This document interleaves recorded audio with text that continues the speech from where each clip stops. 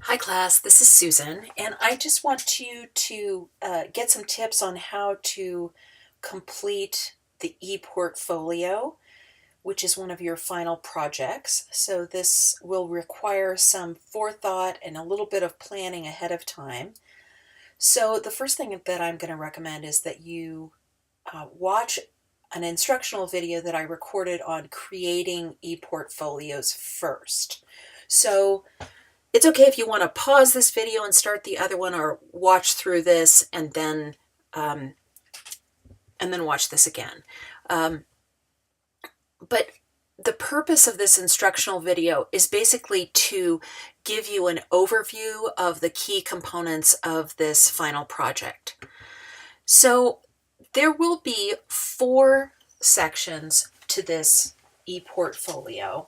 It's actually really easy to create. It's linked to your Canvas login signature, so you can make things and play around with it and kind of format it to give you an idea of how you can sort of embellish and make it your own.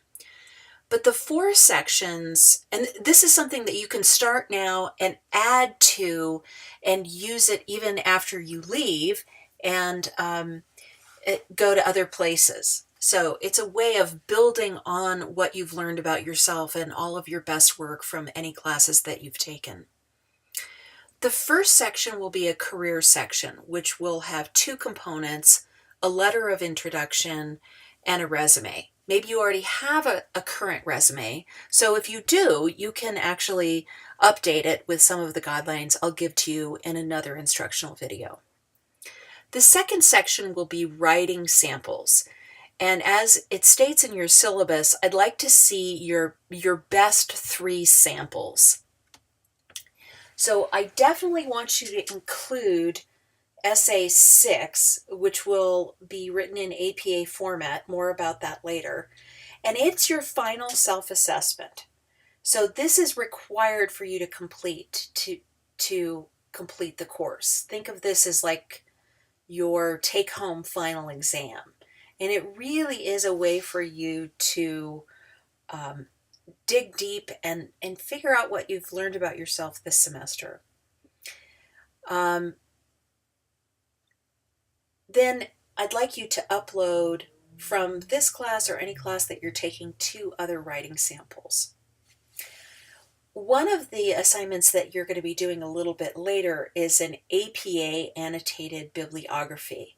So it will be graded in another, it's a graded homework assignment, and then you'll upload it to your e-portfolio.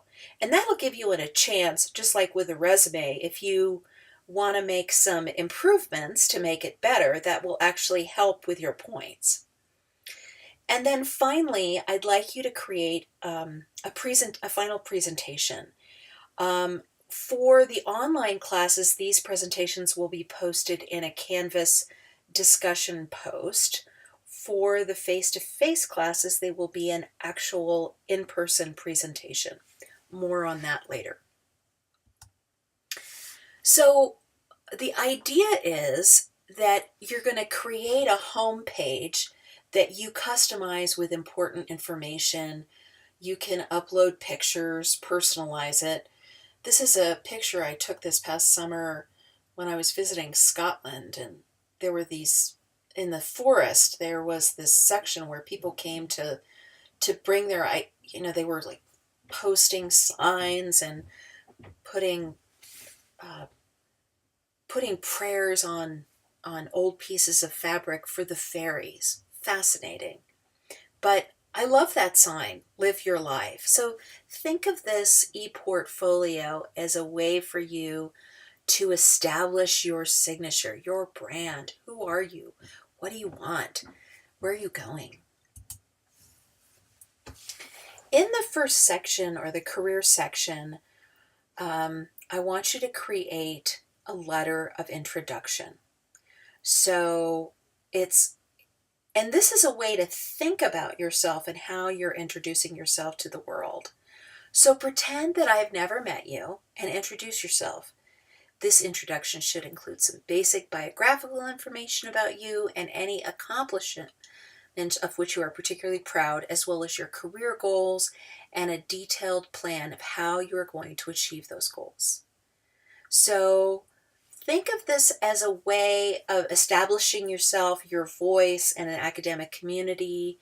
And you're going to have to get in the habit of writing these kinds of letters, whether you're applying for a scholarship or a new job, or just putting yourself forward to a new degree program.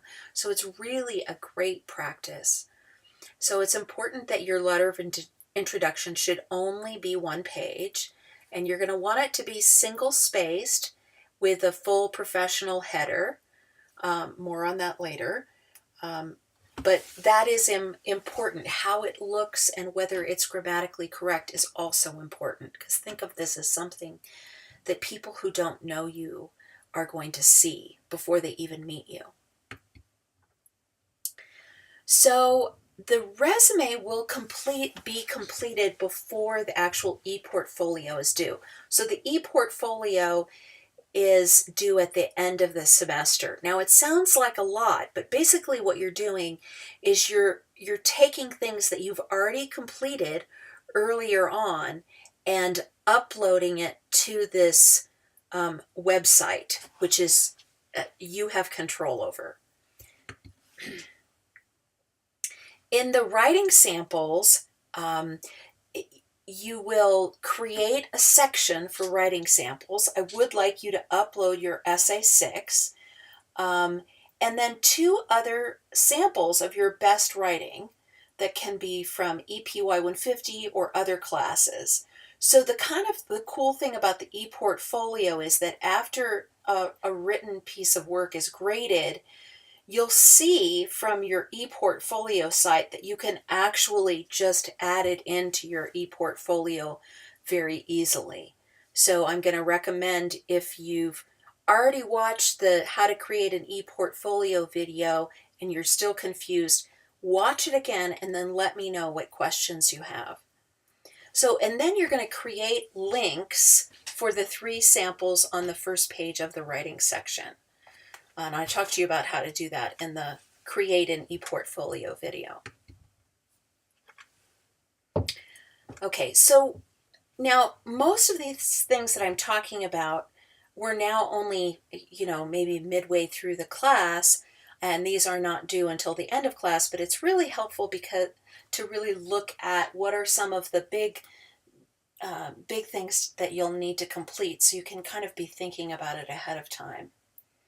So in this class, I'm going to be reviewing APA citation format, and this is something that more of the social sciences and sciences, like nurses use this format, psychologists use this format, some sociologists. So, and it's used in some of the natural sciences as well. So it's important to understand the citation format.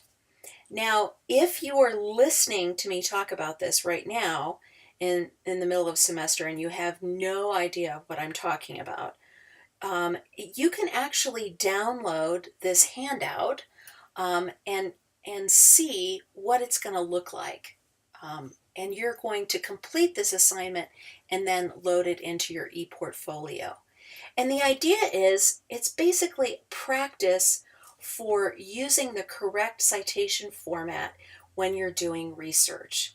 Now, I'm not asking you to write an entire research paper, but I am asking you to do the preliminary research and use this particular format.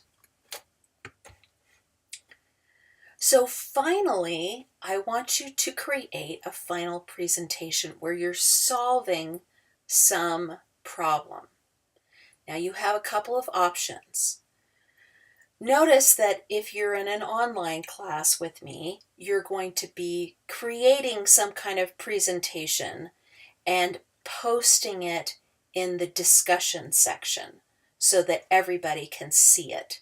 So either a PowerPoint presentation, a YouTube video, some kind of audio visual where you give a 5-minute presentation, and you can either focus on solving the problem of yourself. What did you learn about yourself this semester? Or if you've chosen to do your research on a different topic for the APA Annotated Bibliography Research Project, you could just discuss what you've learned. So you can either choose whether you're in the online class or the face-to-face class, doing a presentation about what you learned about yourself or what you learned from doing this research project.